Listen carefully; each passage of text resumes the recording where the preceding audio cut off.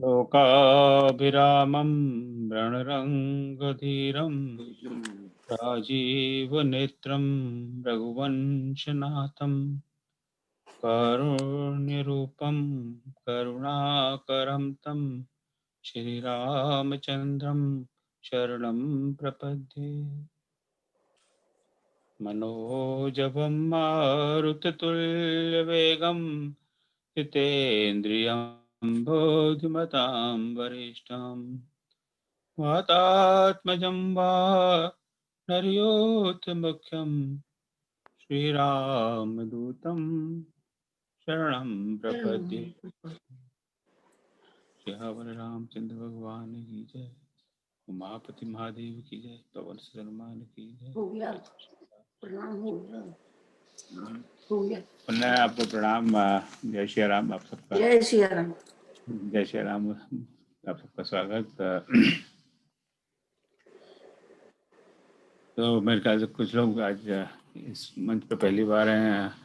आप देखिए, राजेश जी से परिवार से परिचित तो है, पर आज हमने इनको भी झांसा देकर फांस लिया, तो आपका स्वागत राजेश जी। और देखिए इसमें राधा परशुराम जी, अब क्या कोर्स उन्होंने वीडियो ऑफ कर रखा है। ये आने वाले दिनों में कम ब्राह्मण पर बोलेंगी, सी एक्सपर्ट इन दैट। हाँ, ये देखिए दर्शन हो गए इनके। नमस्ते राधा जी। नमस्कार, नमस्ते। तो राधा जी कम ब्राह्मण पर उन्होंने बड़ा गहन अध्ययन किया है। तो हमारे ह्यूस्टन में रहती हैं, पास में ही है, कई बार इनके दर्शन हुए। तो she will speak on come ब्राह्मण। और देखिए तो चले आगे बढ़े। और जैसे आदत से आदमी मजबूर होता है, मैं भी मजबूर हूँ। तो कोई एनी क्वेश्चन? एक बात मैं कमेंट कर सकता हूँ क्या?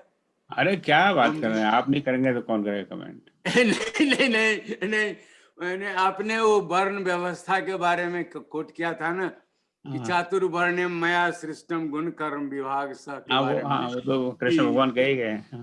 हाँ, तो मगर वो कृष्ण भगवान ने तो कहा ही नहीं था। वो चौथा अध्याय के 13वां श्लोक है जो कि कर्म संन्यास योग में है। वो तो 7वीं शताब्दी में ऐड किया है लोगों ने। जब जब बुद्ध धर्म खत्म हो रहा था तो हिंदू धर्म में और ब्राह्मणों का व्यवसाय चालू करने के लिए ऐड किया गया था। नहीं तो धर्म शास्त्र में है कि जाति व्यवस्था जन्मना सम्मान व गुण कर्मना। वो जो ऐसा नहीं, किसी आज तक कोई शूद्र जो है ना ब्राह्मण नहीं बना था। तो बस वो अभी नए धर्म जब चले हैं संप्रदाय, उन लोगों ने बनना शुरू कर दिया है। अच्छा। और दूसरा आपने कहा कि ब्राह्मण बनने के लिए लड़ाई हुई थी वशिष्ठ और विश्वामित्र में, वो भी हमें नहीं ठीक लग रहा है। उनको ब्रह्म ऋषि की उपाधि ब्रह्मा जी ने दी थी, इंद्र भगवान के सब साथ जाकर के तपस्या से प्रसन्न होके। मगर वशिष्ठ जी उनको हमेशा अपमानित करते रहते थे राजर्षि बोल करके, इसीलिए दोनों में हुआ था। और मिथिला में, वो मिथिला भाग के वहां से आ गए थे हम लोगों के गांव के पास। विश्वामित्र जी आश्रम बनाया था और वहीं उन्होंने गायत्री मंत्र की रचना की और ऋग्वेद के 3रे मंडल की रचना की सूर्य भगवान की कृपा से। तो ये ऐसा है वहां पर कथा हम लोगों के यहाँ। अच्छा, और दूसरी लड़ाई का कारण था कि आर्ज और अनार्ज का, वो अनार्ज नहीं मानते थे किसी को विश्वामित्र, इसीलिए लड़ाई हुई थी। ऐसा है, सॉरी। हाँ, नहीं, कोई बात नहीं। आप अच्छी इस क्लास का यही तो सबसे बड़ा फायदा है कि हम एक दूसरे से नई नई बातें सीखते हैं, नई नई जानकारी मिलती है। और ये बातें तो इतने सालों पहले हुई है कि इनके विविध वर्णन है विविध शास्त्रों में, विविध जगह पर। तो जिसको जो रुचि लगता है उसी प्रकार से इनको समझता है और आगे बढ़ता है। सो नहीं, thank you very much. And please आप इस तरह के काम, आप सब लोग से मेरी आग्रह प्रार्थना है कि आप डेफिनेटली आपके पास कोई इस तरह की जानकारी हो और ज्ञान हो तो हम सबसे आप शेयर करें। So that's so kind of you. Thank you very much. Anybody else?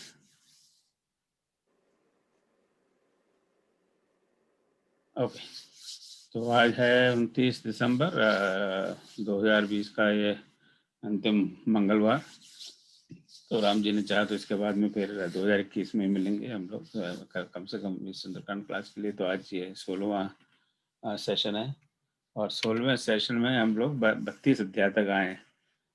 तो जो हमारे मित्र आज नए जुड़े हैं, आप इसी से आपको अंदाजा लगेगा कि हम कितनी कछुए से भी कछुए के कंपटीशन में कछुआ हमसे बहुत आगे निकल गया।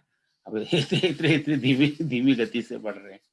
तो कल लास्ट टाइम ना इस दोहे पे बात की थी, सुन प्रभु वचन बिलोक मुख गात, सुन प्रभु वचन बिलोक मुख गात हर्ष हनुमंत, चरण परु प्रेम आकुल त्राहि त्राहि भगवंत। सो प्रभु ने जब उनसे वार्तालाप किया तो हनुमान जी बड़े हर्षित हुए। नेचुरली अब प्रभु बात करेंगे तो कौन हर्षित नहीं होगा। और उनके मुख की तरफ देखकर, उनके शरीर की तरफ देखकर, सौगात शब्द जो हिंदी में गात्र है, अंग्रेजी संस्कृति में गात्र का अंग और शरीर। सो भगवान को देखकर, भगवान के अंग को देखकर, शरीर को देखकर, उनके मुख को देखकर हनुमान जी बड़े हर्षित होते हैं।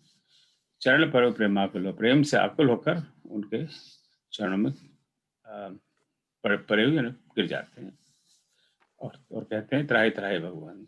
और ये त्राहि त्राहि तो हमने बहुत बार सुना है वैसे, त्राहि माम।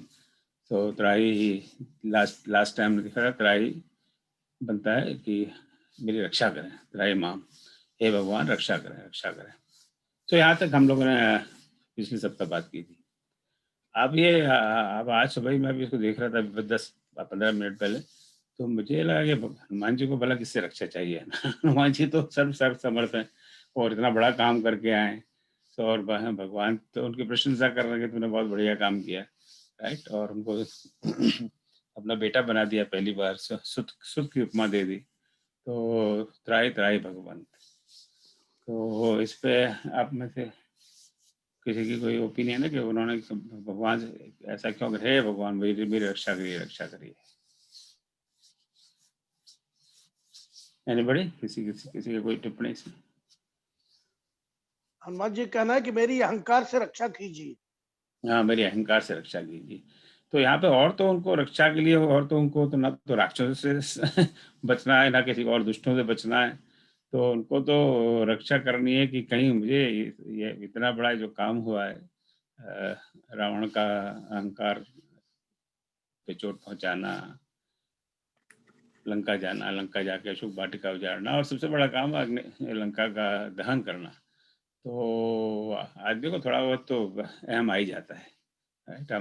हम छोटा मोटा एक क्लास करते हैं, फिर वहम आ जाता है कि आज मैंने बहुत अच्छा क्लास पढ़ा है, उसी बात का घमंड आ जाता है हमको कि मैंने बहुत बढ़िया क्लास पढ़ा है आज, सब लोगों ने बहुत इंजॉय किया। हम खुद ही कहने लग जाते हैं आज मेरा क्लास सब लोगों ने बहुत इंजॉय किया। तो वो एक अहम का भाव है, घमंड का भाव है। तो घमंड और अहम आना तो बहुत बहुत सरल बात है, और पता ओम भी जी, नहीं लगता है। हाँ जी, कई मिनट। क्या मैं हाँ, कही क्या ना। मैं एक घटना बता सकती हूँ, अभी रिसेंटली मेरे साथ हुई है। अच्छा, इसी से संबंधित? हाँ, इसी से संबंधित समझ लीजिए, हनुमान जी से। हाँ बिल्कुल, हनुमान जी की बात सुनने के लिए तो हम सब आतुर हैं। कहिए। मैंने करीब 1 साल से मंदिर जाना शुरू करा है, मंडे को एंड सैटरडे को, ट्यूसडे को एंड सैटरडे को। और भी दिन जाती हूँ, मगर ट्यूसडे एंड सैटरडे को कभी नहीं भूलती जाना। On December 16, when I was walking to the park, coming back home, I was crossing the street. Suddenly, I hear big noise of the car, and I don't know what happened. I was sitting on the floor on the street, and I don't know what happened. For a couple of minutes, I don't know what happened. And I feel that Hanumanji saved me there. It was on Wednesday. बहुत सुंदर। ये कहाँ की बात है दीदी? आप कहाँ पर हैं? आप स्टेटन में ना? Island, Staten New York island Staten. में। हाँ, स्टेटन आइलैंड में। यहाँ चाहिए यूएस में। अच्छा, मुझे पता नहीं क्यों यूके का प्रमुख। हाँ हाँ, देखिए क्या इस तरह के घटनाएं होती हैं और फिर इस तरह की अनुभूति होती है। तो इसीलिए तो हम हमारे बच्चों को भी हम यही सिखाते हैं कि भाई डर वर लगे तो हनुमान जी का नाम लो तो रक्षा करेंगे। तो जो हनुमान जी का नाम हमें बताया जाता है बचपन से कि डर लगे तो हनुमान जी का नाम लो, डर लगे तो कृष्ण का नाम लो या राम का नाम लो, ऐसा नहीं सिखाते हम बच्चों को। हम कहते हनुमान जी का, हनुमान जी का नाम लो, या शिव जी का नाम लो, ऐसा हम नहीं सिखाते बच्चों को, हनुमान जी का नाम लो। तो जो सबकी रक्षा करता है उसको किससे रक्षा चाहिए।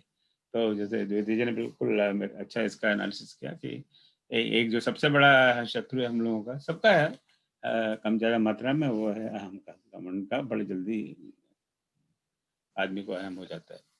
तो उस अहम से आप, ऐसा ना हो कि इसके बाद मुझे ऐसा अहम हो जाए, उससे आप मेरी रक्षा करिए, please protect me from this. और एक देखिए ना, भगवान के रामावतार में तो उतना नहीं मैंने देखा, कृष्णावतार में इतने सारे भक्त हैं, और कुछ न कुछ भक्तों को बड़ा अहम थोड़ा हो जाता है। मैं बड़ा, जैसे भीम को बड़ा अहम हो गया, मैं बड़ा गदाधर हूँ, और वगैरह वगैरह, बहुत सारी कथाएं। तो एक स्वाभाविक मानवीय प्रकृति है, एक अहम हो जाना, घमंड हो जाना, जरा धन का हो, शक्ति का हो, रिश्तेदारों का हो। अब कई लोगों को इसी बात का अहम हो जाता है कि देखो मेरा वो कजिन है, वो कलेक्टर है शहर का, तो उसी बात का अहम है। अब आप तुम मेरे को आप मेरी बात मानोगे, मेरा मेरा भाई, मेरा कजिन कलेक्टर है, उसी बात का है। तो ये रिस्क हम सब लोगों के साथ में, तो he is aware of, Hanuman ji is aware of it कि ये रिस्क मेरे साथ भी है, मुझे भी अहम हो सकता है। और पूरी रामायण में एक बस छोटा सा एक प्रसंग जो आता है, लक्ष्य मेरे ख्याल से युद्ध कांड, लंका कांड, युद्ध कांड कहने जाता है। लंका कांड में जब भरत जी कहते हैं कि तुम मेरे वाण पर बैठो और मैं तुम्हें वापस लंका पहुंचा देता हूँ, तब उनको लगता है अरे इस बाण पे मैं तो इतना शक्तिशाली और भारी हूँ, मेरे बाण पे, भरत के बाण पे कैसे मैं बैठूंगा, भरत कैसे मैं पड़ेंगे। पर इमीडिएटली उनको ये बात की रियलाइजेशन हो जाए कि उनके पास भगवान की कृपा है, कि अरे अरे ये तो सब भगवान की कृपा है, ये बाण कुछ नहीं है, ये तो भगवान की कृपा है। तो भरत जी के बाण में इतनी सारी शक्ति होगी, वो मुझे तो कहीं का उठा के फेंक देंगे। सो this is a very important lesson for us. देखिए हम शुरू से इस क्लास में देखते आ रहे हैं कि भाई ये हम सब पढ़ते हैं तो अच्छा है, बड़ा आनंद की बात है, सुंदरकांड पढ़ना तो बड़ा आनंद देता है। हम सब पढ़ते हैं और उसको समझना से और भी आनंद है, और पर उसको जीवन में उतारना सबसे बड़ा आनंद है, जो भी हम थोड़ा बहुत जीवन में उतार सके। और हर पंक्ति में देयर इज सम लेसन। तो यहाँ इसी दोहे में यही लेसन है कि हमें हे भगवान और कुछ भले हमें ना दे, पर कम से कम हमको अहंकार से दूर रखे, जहाँ, क्योंकि वो अहंकार इतनी जल्दी होता है, हमें पता ही नहीं लगता कि हमें अहंकार हो गया।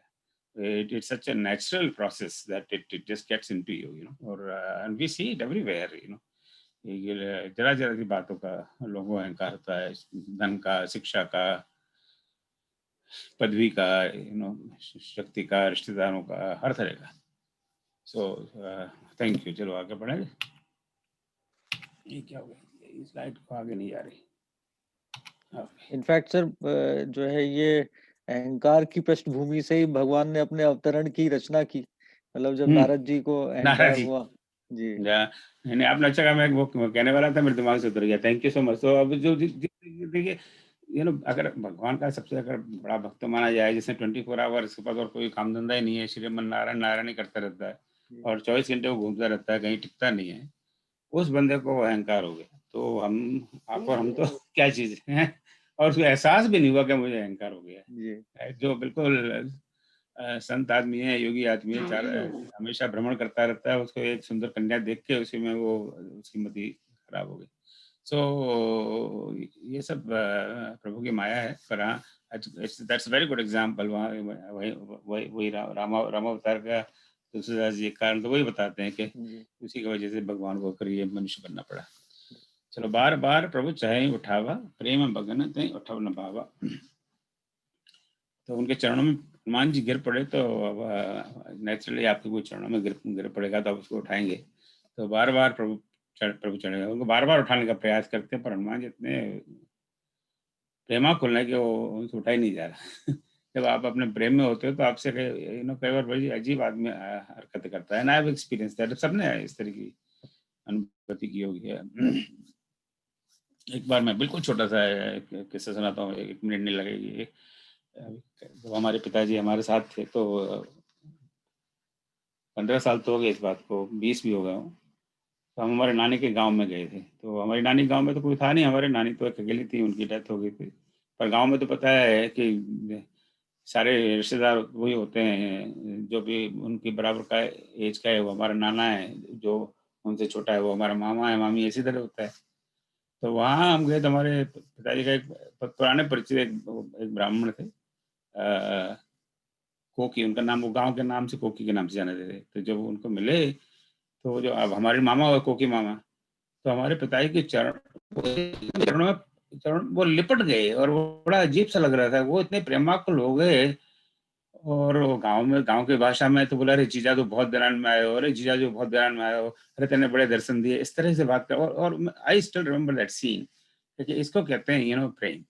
और उनके पास छोटा सा झोपड़ी में रहते थे और पानी पिलाने को भी मिल जाए बहुत समझ लो, पर जिस हिसाब से वो लिपट गए और उनको छोड़े, ना कोई हमारी ना कोई रिश्तेदारी, ना कोई ब्लड रिलेशन, नथिंग, पर वो इतने सालों में मिले पर प्रेम में इतने व्याकुल हो गए, उनसे उठा ही नहीं जाए। देखिए इसको एक कहते हैं प्रेम। तो बार बार प्रभु चढ़ाई उठावा प्रेम मगन तई उठव न भावा। तो प्रेम मगन है, इसलिए अब उठा ही नहीं जाता। प्रभु कर पंकज कभी कैसी सा, प्रभु के कर पंकज यानी कर यानी हाथ, पंकज कर कमल। हम प्रभु के विभिन्न अंगों की तुलना हमेशा कमल से की जाती है। प्रभु कर पंकज कपि के शीश, कपि के शीश पर उनके हाथ हैं। सुमिर सुदशा मगन गौरी सा। अब जो शंकर भगवान ये कथा पार्वती जी को सुना रहे हैं, तो इस जब शंकर भगवान सुनाते यहाँ आ गए तो शंकर भगवान स्वयं मग्न हो गए, क्योंकि वो सीन एक बार आ जाता है ना अपने मेमोरी में। तो क्या कहते हैं उसको अंग्रेजी में, चलो अभी ध्यान नहीं आ रहा मुझे। तो वहीं पे उनका मस्तक पटल में शिव जी के घूम रहा है वो दृश्य की, और देखो हनुमान जी उनके चरणों में पड़े हुए हैं और उठाए उठ नहीं रहे, तो कितना बड़ा भावुक वो दृश्य है। तो सुमिर सदसा मगन गौरीशा, तो उसमें गौरीशा गौरीश यानी शंकर भगवान गौरी के। तो उस घटना को स्मरण करते करते, बोलते बोलते, कहते कहते गौरीश स्वयं मग्न हो गए और वो कथा कहते कहते रुक गए। आप कह रहे हो कथा और कोई ऐसी बात आ जाए तो आपसे आगे कथा कही नहीं जाएगी। This is something I have experienced many times. तो पर उनको एकदम ध्यान आया, करे मैं तो पार्वती जी की कथा सुना रहा हूँ, तो जरा मुझे थोड़ा थोड़ा सा होश में आना चाहिए, चलो आगे बढ़ता हूँ। सो सुमिर सुदशा मगन मौरीशा, सावधान मन कर पुरी। फिर अपने आप को मन पे कंट्रोल किया, सावधान किया, और फिर शंकर जी लागे कहन कथा अति सुंदर। तो वही जो कहानी, जो कथा सुना रहे हैं राम की कथा, आगे की कहने लगे। अब ये अब वो क्या कह रहे हैं, कपि उठाए प्रभु हृदय लगावा, कर गही परम निकट बैठा हुआ। तो ये सब पंक्तियां बड़ी सरल पंक्तियां हैं। तो कपि उठाए प्रभु हृदय लगावा, कपि उठाए प्रभु ने कपि को उठाकर इवेंचुअली तो उठाना ही पड़ा, हृदय लगा लिया, और कर गई परम निकट बैठा हुआ, और बिल्कुल बगल में बैठा लिया। तो आदमी किसी को बगल में बिल्कुल तभी बैठाता है कि जब कोई विशेष आत्मीयता हो या कोई विशेष प्रयोजन हो। एकदम बगल में हर किसी को आदमी नहीं बैठा लेता। और यहाँ पे भी मुझे एक अनुभव याद आ रहा है, पता नहीं अपने अनुभव कहूँगा तो वहाँ कहीं नहीं अनुभव अपना, तो चलो वो अनुभव मैं नहीं कह रहा क्योंकि वो लंबा हो जाएगा। तो कभी उठाए प्रभु हृदय लगावा, कर गई परम निकट बैठा हुआ। बिल्कुल निकट आप तभी किसी को बैठाएंगे जब आपके उससे कोई विशेष आत्मीयता हो या आपको कोई विशेष प्रयोजन हो। तो अब हनुमान जी से और तो कोई प्रयोजन है नहीं, तो इतना प्रेम है, इतनी आत्मीयता है, तो एकदम उनका हाथ पकड़ के अपने को बगल में बैठा दिया। These are the things we should experience in our life. इनका बहुत बड़ा महत्व होता है। हम लोग इस तरह का ऐसा करते नहीं, कोई इस तरह का कभी हमारा प्रेम भाव आता ही नहीं है। ऐसा प्रेम भाव आएगा तभी तो करेंगे। तो इस तरह का प्रेम भाव आएगा तो अपने आप इस तरह शरीर इस प्रकार से आगे बढ़ेगा। कहो कपि रावण पालित लंका, कई विध देव दुर्ग अति बंका, प्रभु प्रसन्न जाना हनुमाना, बोला बचन विगत अभिमाना। अब भगवान राम उनसे पूछने लगे कि हे कपि, हे हनुमान, अब मेरे को जरा थोड़ा सा रिपोर्ट दो तुम।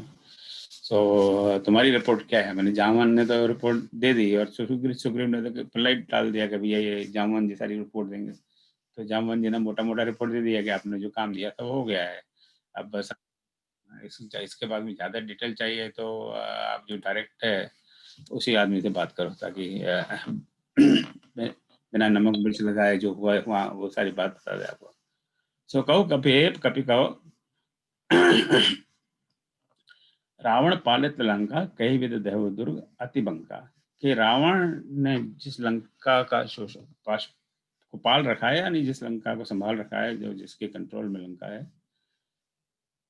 कई विध देव दुर्ग अति बंका, उस लंका का और उसके दुर्ग का, उसके किले का तुमने किस प्रकार दहन किया। देव दहन करना तो अत्यंत दुर्गम जो लंका है और उसका दुर्ग अत्यंत दुर्गम है, उसको दहन करना ये तुमने किया कैसे? How did you do it? उसके बारे में जरा बताओ, बड़ा आश्चर्य हो रहा है। वास्तव में तुमने किया है कि ये लोग ऐसे ही तुम्हारी झूठी मूठी बड़ाई कर रहे हैं।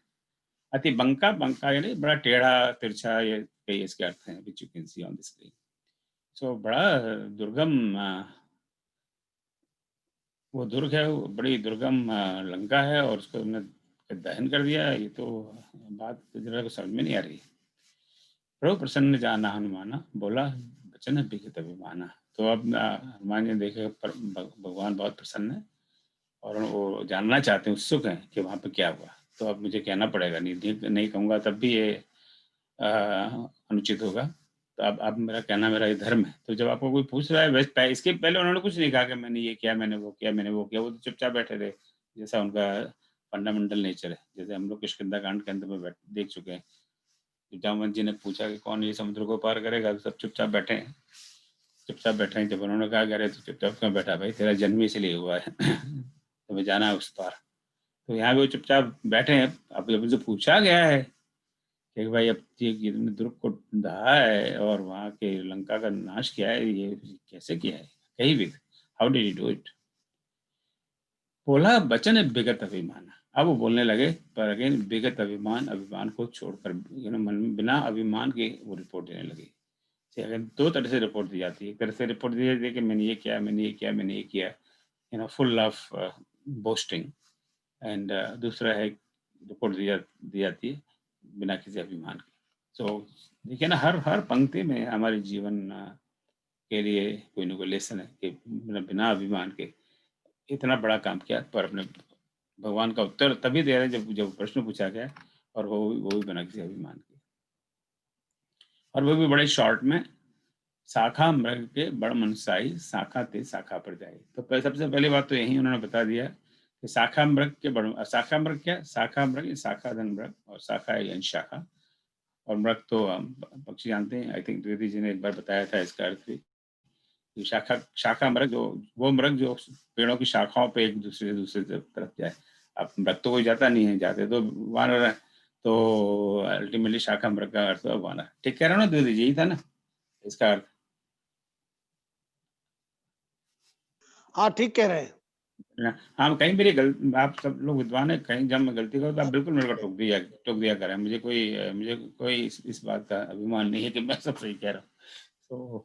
तो ये तो वानर है, ये तो एक पेड़ से दूसरे पेड़ पे, एक डाली से दूसरी डाली पे जाते, तो उसमें कोई बहुत बहादुरी वाली बात नहीं है। आपको एक वानर एक पेड़ से दूसरे पेड़ पे जाए और फिर आगे नीचे बोले देखो मैं एक पेड़ से दूसरे पेड़ पे गया, तो उसमें कोई आप ताली नहीं मारेंगे, कहा बहुत बहादुरी का काम किया।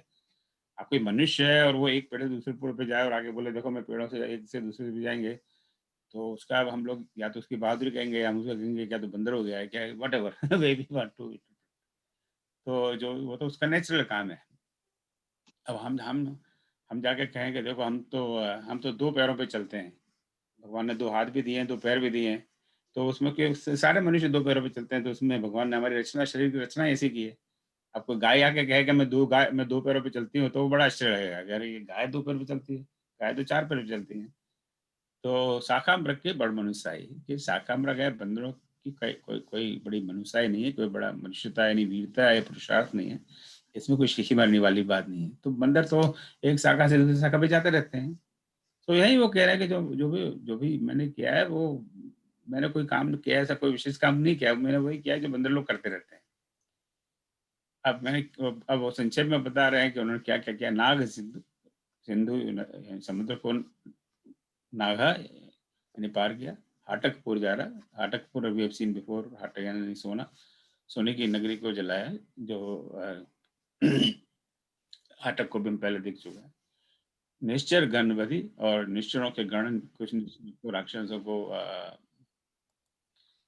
का वध किया, मारा गया, और विपिन उजारा, और वो विपिन है जो वन था, अशोक वन, अशोक शब्द का प्रयोग नहीं किया यहाँ, उसको उजाड़ा। अब सारे 4 काम हैं, देखिए विपिन को उजाड़ा, पहला तो उन्होंने विपिन को उजाड़ा था, अशोक वन को उजाड़ा, वहीं से तो सारा ये मारपीट शुरू हुई। और वहीं पे जब उन्होंने अशोक वाटिका को उजाड़ा तो वहाँ निष्ठुर लोग राक्षसों को बचाना है, तो उन राक्षसों को मारा पीटा, और उसके बाद में उन्होंने लंका को जलाया। और पहला काम जो सब करने लगे, पहले जो प्रल्यूड था इधर से सिंधु को पार किया, तो 4 काम किए, पर उन्होंने सिर्फ एक चौपड़ में समेट लिया। राइट। अब तुलसीदास जी चाहते तो इन 4 काम के लिए बहुत लंबा चौड़ा वर्णन कर सकते थे, और ये 4 इतने बड़े बड़े काम हैं, एक एक काम के पीछे वो 10-10, 15-15, 20 पंक्तियां लिख सकते थे। राइट। अब नाग सिंधु में वो सुरसा आई और वो सिंगिका आई, वो सारा कोई वर्णन नहीं। राइट। तो हाटकपुर में उन्होंने पूछ लंबी की और सारे काम हुए, उसका कोई, अब वो बड़े संक्षेप में इस टेलिंगे। अब चूंकि रिपोर्ट मांगे तो रिपोर्ट देनी पड़ेगी, यू कांट हाइड दैट, पर इतना लंबा चौड़ा मुझे वर्णन नहीं करना जिससे ऐसा लगे कि बड़ा मैं बड़ा घमंड। तो देखिए ना, एक 4 बड़े बड़े काम हैं, उन सबका वर्णन सिर्फ एक चौपाई में तुलसीदास जी कहते हैं। और ये नहीं कि तुलसीदास जी इसका कोई 40 पन्नों में या 400 पन्नों में नहीं कर सकते थे, पर उन्होंने वो हनुमान जी का शायद चरित्र बताना चाहते हैं, उनकी विनम्रता का और बिना अभिमान का। उसके बाद में भी अगेन 100 सप्ताह प्रताप रघुराई, नाथ न कछु मोरी प्रभुताई, ये सब भी जो छोटे मोटे 4 काम हैं, ये भी आपके प्रताप से है रघुराय हुए। जैसे मेरा कोई नाथ न कछु मोरी प्रभुता, मेरी कोई प्रभुता ही नहीं है, मेरा कोई पुरुषार्थ नहीं है, तो अगर आपकी कृपा नहीं तो इसमें कुछ नहीं हो पाता। तो देख लीजिए ना, कितने 4 बड़े बड़े काम एक लाइन में दे दिया, और उसमें टोटल 3 लाइन है। 3 लाइन में से 2 लाइन तो विनम्रता की लाइन है। एक में कह दिया बंदर पेड़ पे घूमते रहते हैं, तो उसमें कौन सी बड़ी बड़े करने वाला बात है, और जो भी छोटा मोटा ये भी हुआ है वो आपकी कृपा से हुआ है। ताको प्रभु कछु अगम नहीं, जा पर तुम अनुकूल, तब प्रभाव बड़वा न लय, जार सकई कलतूल, नाथ भगत अति सुखदायनी, देव कृपा कर अन पायनी। और फिर ताका कछु प्रभु अगम नहीं, हे प्रभु उसको कोई चीज अगम नहीं है जिस पर आप अनुकूल है। अगम का क्या अर्थ है, लिखना बोलिए, अगम क्या है? मुश्किल, अगम, मुश्किल, गम, गम यानी जहाँ जा सके, और गम जाना बहुत मुश्किल हो। तो ये कोई बहुत मुश्किल है जिस पर आप अनुकूल हैं और जिस पर आपकी कृपा है, उसके लिए ये सब क्या है? ये तो कुछ भी प्रतिकूल नहीं है, अभी उसके लिए अनुकूल है। तब और उसकी फिर उपमा तुलसीदास जी देते हैं, which is beyond imagination of any ordinary poet. तब प्रभाव बड़वान नहीं, जार सकें कलतूल, क्या आपके प्रभाव से बड़वानल है। बड़वानल क्या है? तो बड़वानल है समुद्र के भीतर, ऐसा कुछ माना जाता है कि समुद्र के भीतर कोई अग्नि दहकती रहती है। तो समुद्र के अंदर कैसे अग्नि दहकती रहती है, वो अपने आप में एक बड़ा सवाल है। वो उस सवाल पर अपनी जात मुझे उसके बारे में कोई जानकारी नहीं है, तो उस पर हम जाते भी नहीं है। पर जो अगर समुद्र के भीतर, अगर इतना बड़ा समुद्र है जो पानी है, उसके अंदर अग्नि है, तो कितनी विशाल अग्नि होगी, वो क्यों जल रही है।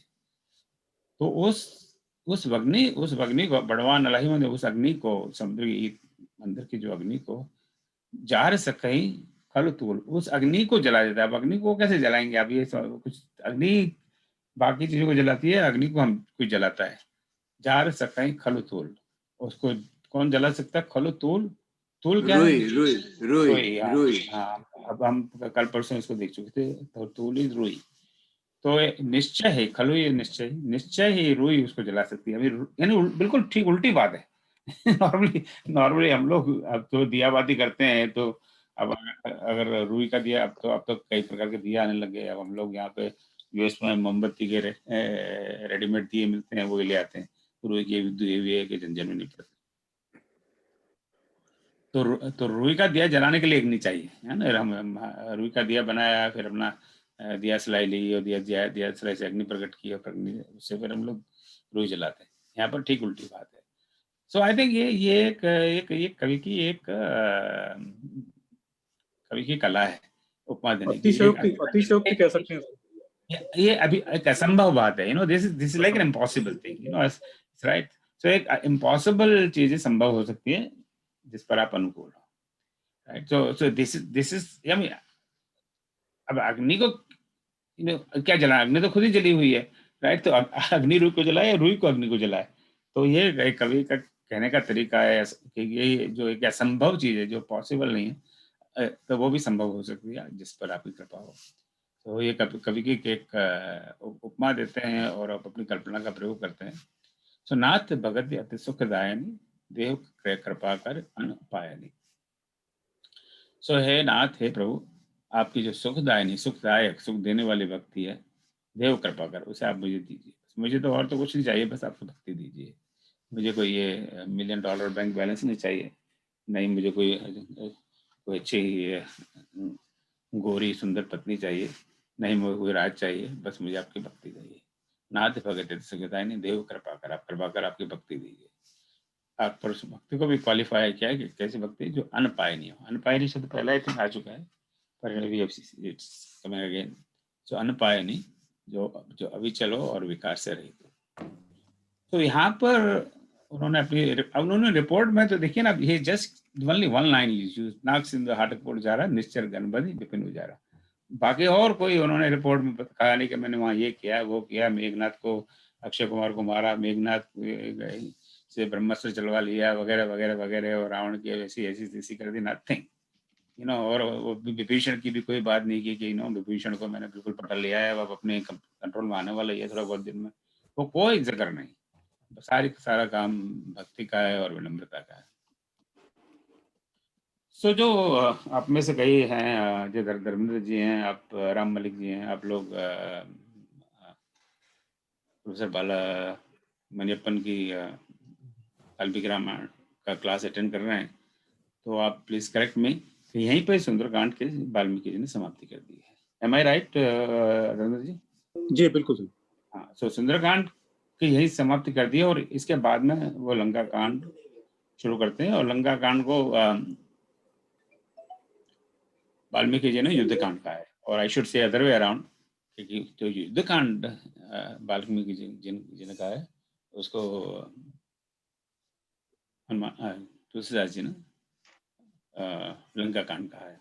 अब ये क्यों कहा है, इस पर विद्वानों के अपने अपने मत हैं, पर इंटरेस्टिंग क्वेश्चन इज कि ऐसा उन्होंने तुलसीदास जी ने ऐसा क्यों किया होगा कि जो सारा जो एक पूरा एक पोर्शन है, अब देखिए ये दुआ नंबर 33 पे हम खत्म हुए, यानी about half of Sundarkand, total 62 हैं सुंदरकांड में। तो आधा सुंदरकांड उन्होंने युद्ध कांड से लेकर यहाँ डाल दिया। तो why did he do that? वो एक अपने आप में एक बड़ा इंटरेस्टिंग प्रश्न है।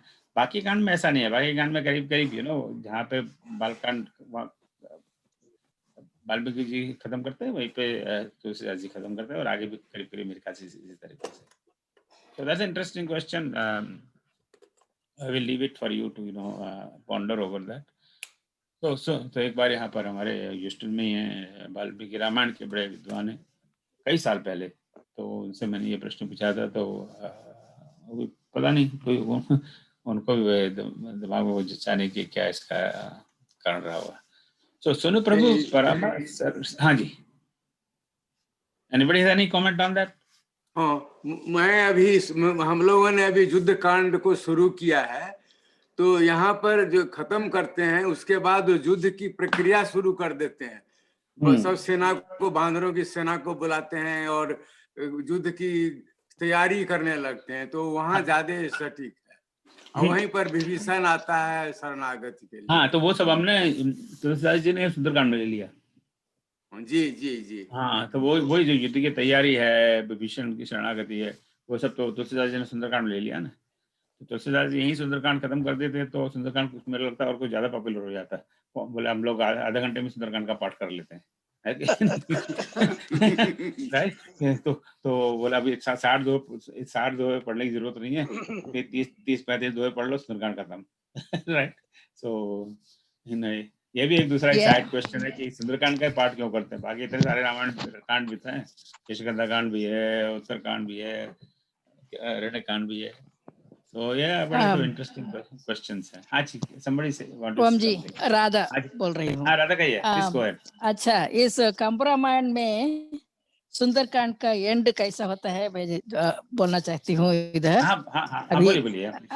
अभी ये बुक देख रही हूँ, बहुत दिन हो गए ये सब पढ़ के थोड़ा मेरे याद में आती है कि वो हनुमान के साथ राम का बात हुआ, फिर ये सुंदरकांड में ही वो कभी लोग सब वार वेज करने के लिए निकलते हैं, यही सुंदरकांड में ही। और 12 दिन में उधर भी जा पहुंचते हैं लंका को। या थोड़ा इधर उधर चेंज होगा, जस्ट मैं मेंशन कर रही हूँ। That's it. अच्छा, Thank you. Yeah, and I think when you speak on Kambraman, maybe that time you can elaborate more on that. बहुत होगा, बहुत सा होगा, लेकिन ये अब relevant था, मैं बोल दी। अच्छा, नहीं, that's good. No, thank you so much. Thank you, I appreciate that. Yeah. तो कहाँ पर थे? हाँ, तो बस हनुमान जी सिर्फ अपनी भक्ति चाहते हैं और कुछ नहीं चाहते, वो उनके पास बाकी सब कुछ है। तो सुन प्रभु परम सरल कपि बानी, एव मस्त तब कहो भवानी। तो प्रभु ने कपि की बहुत सरल सादी वाणी सुनी और तुरंत उन्होंने कहा एव मस्तु है। एव मस्तु शब्द भी ऑल नो, एवं धन अस्तु, ऐसा ही हो कि जैसा तुम चाहते हो वैसा ही होगा। यानी उनको जो वरदान मांगा है वही, तो तुमको भक्ति चाहिए, अन पाए नहीं तो मैं दे रहा हूँ। तब कहो भवानी, तो हे सीता, हे शिव जी, भवानी कहते, पार्वती जी कहते, ऐसा ही होगा। फिर वो थोड़ा सा क्वालिफाई करते हैं भगवान की कृपा को। उमा राम स्वभाव जय जाना, ताहि भजन तज भावना आना। सो हे उमा, हे पार्वती, जो राम जी के स्वभाव को जानता है उसे ताहि, मतलब उसे भजन छोड़कर और कुछ भाता ही नहीं। तो जो जानता है कि राम दयालु है, इतने कृपालु हैं, तो उसे और किसी चीज में और मन लगता ही नहीं है। ताई उसको तयाई, मतलब उसको भजन तज भावना आना, कि भजन को उससे छुड़ा ही नहीं जाता है और कोई बात उसको अच्छी लगती नहीं है। तो यही हाल हनुमान जी का है। उनको तो किसी और चीज में इंटरेस्ट नहीं है, एक ही चीज में इंटरेस्ट है कि भगवान की भक्ति मिले, और is not interested in anything else. यह संवाद जास उर आवा, रघुपति चरण भगत सोई पावा। तो ये जो संवाद है राम का और हनुमान जी का, भगवान राम का और हनुमान जी का जो ये संवाद हमने अभी देखा, छोटा सा संवाद है, तो जिसके भी हृदय में आ जाए, यानी ये हमारे लिए ये मैसेज, जिसके भी हृदय में आ जाए, जो मन में आ जाए, रघुपति चरण भगत सोई पावा, उस व्यक्ति को भगवान श्री राम के चरणों की भक्ति प्राप्त होती है। तो यहाँ ये संवाद का बड़ा इम्पोर्टेंस शिव जी स्वयं कह रहे हैं।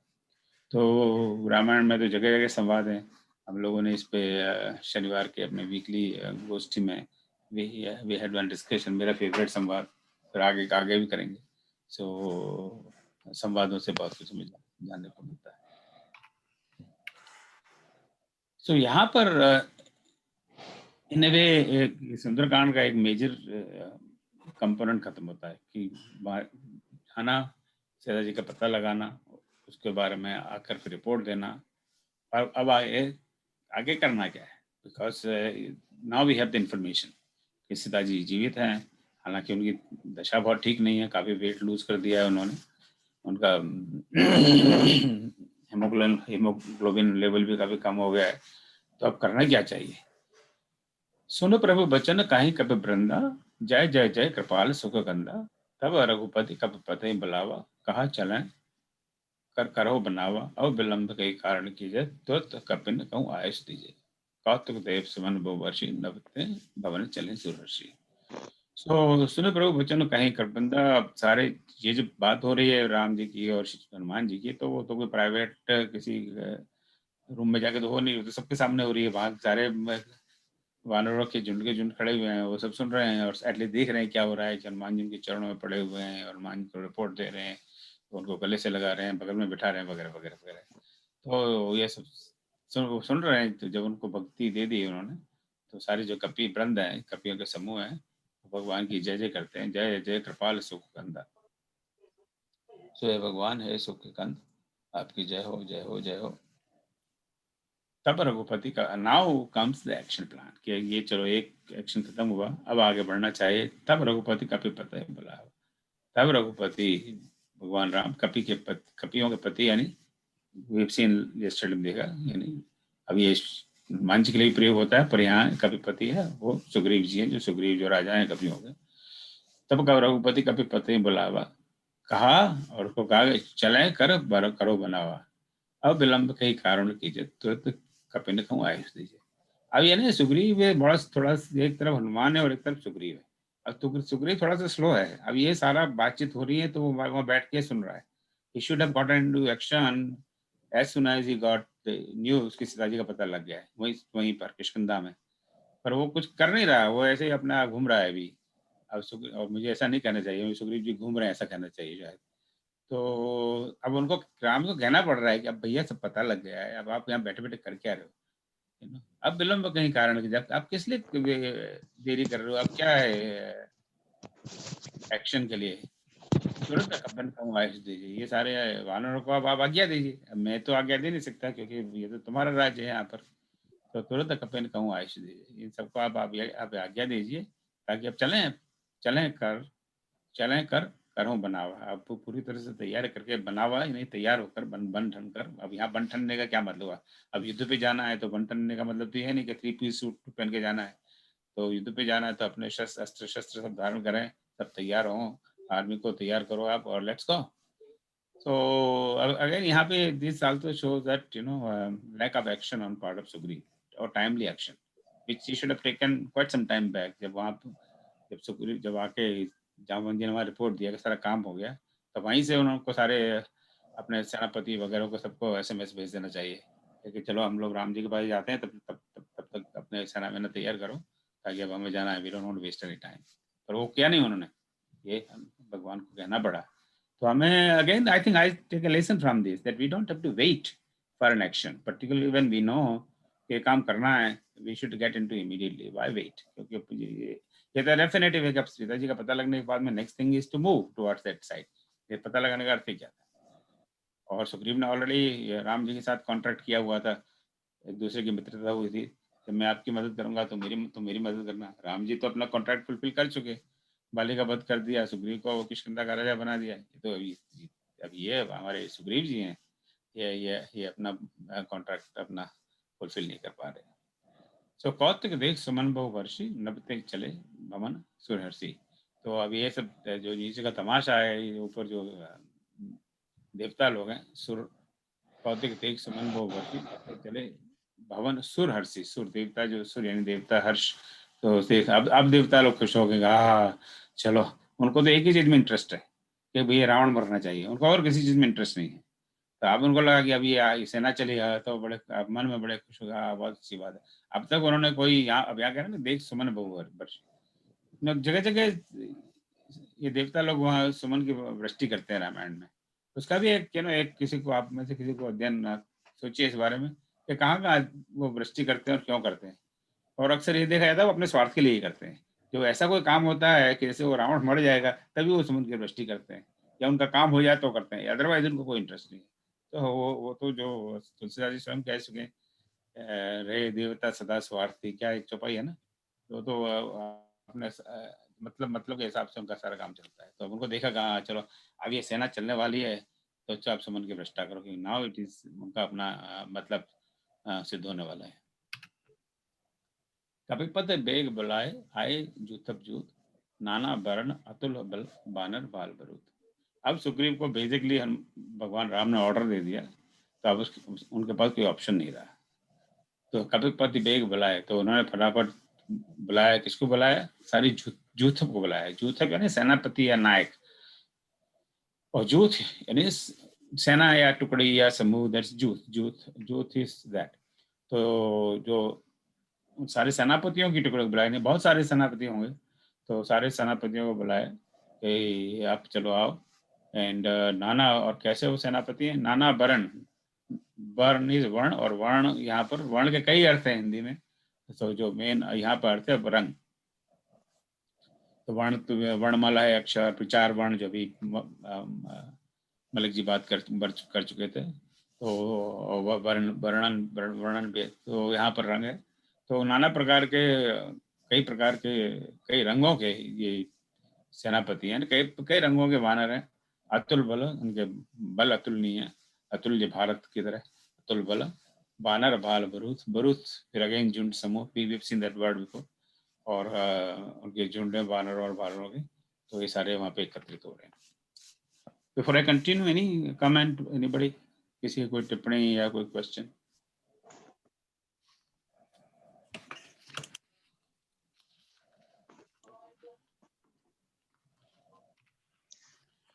इसमें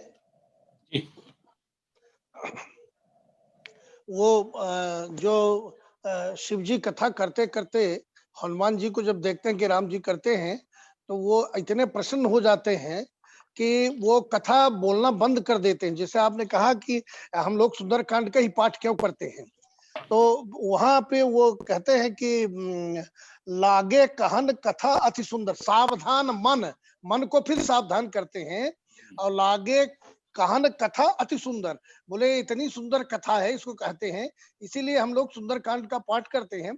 और सुंदरकांड का नाम सुंदरकांड क्यों पड़ा, ये भी एक कारण है कि ये कथा अति सुंदर है। हाँ, इन सब चीज का वर्णन द्विवेदी जी हम आई थिंक बहुत बिगिनिंग में कर चुके थे, तो अब मैं भी इस बारे में फिर दोबारा कभी और बात करेंगे। जब इसीलिए तो इतना टाइम लग रहा है क्योंकि हम लोग ये सुंदरकांड शुरू करने के पहले इन सब चीजों पे बिगिनिंग में 2-3 क्लास में तो यही सब चर्चा की थी। अच्छा। तो कपिपद विवेक बलाए आए जूथ नाना वर्ण अतुल बल बानर बाल परू।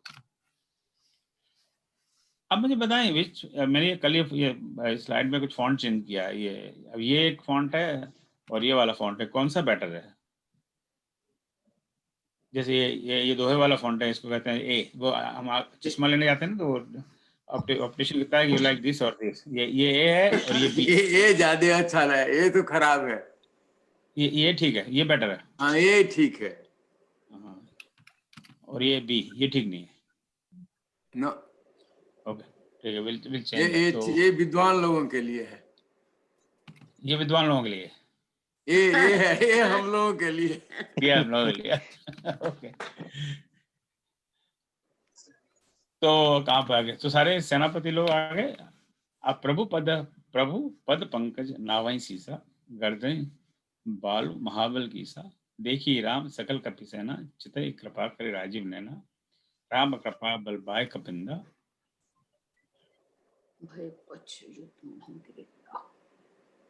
अरे भय पच्युत मनो गिरिंदा, हर्ष राम तब कीन पयाना, सगुन भय सुंदर सुबनाना, जासु सकल मंगलमय कीर्ति, रास पयन सगुन ये नीति। तो अब ये बेसिकली ये सेना असेंबल हो रही है और बस जाने के लिए तैयारी कर रही है। So this is what it is. So बड़ा फटाफट इसको लेट्स गो ओवर दिस। मैं टाइम जरा देख लूं। प्रभु पद पंकज नावई सीसा, तो सब आके राम जी के चरणों में शीश नवाते हैं। गर्जे बाल महाबल कीसा भी अब सीन, वानर लोग, तो सारे वानर महाबली वानर सब गर्जना कर रहे हैं, वानर भालू।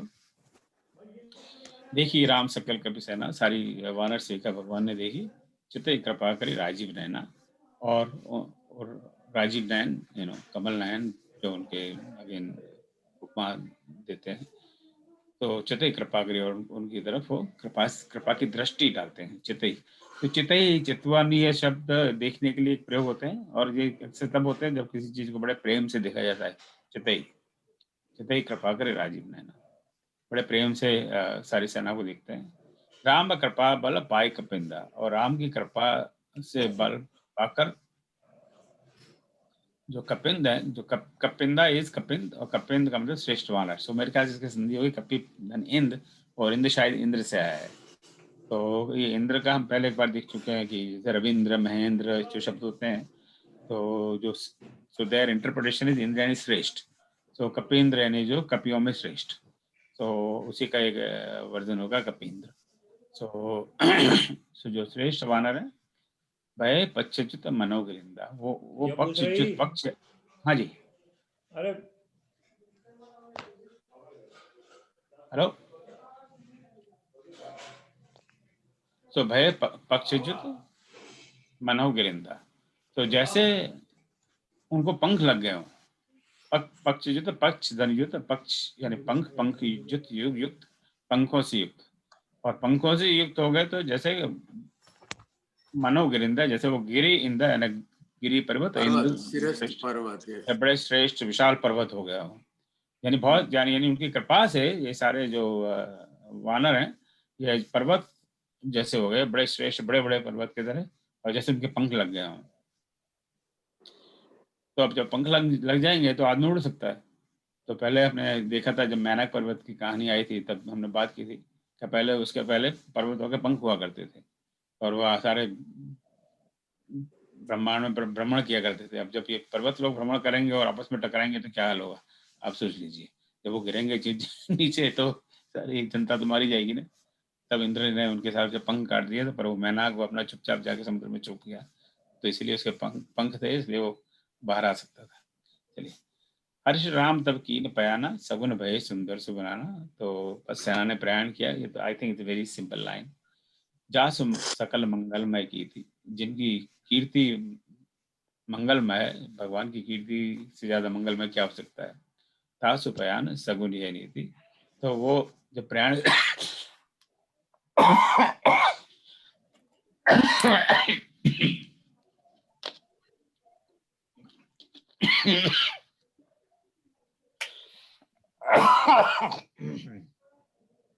सॉरी।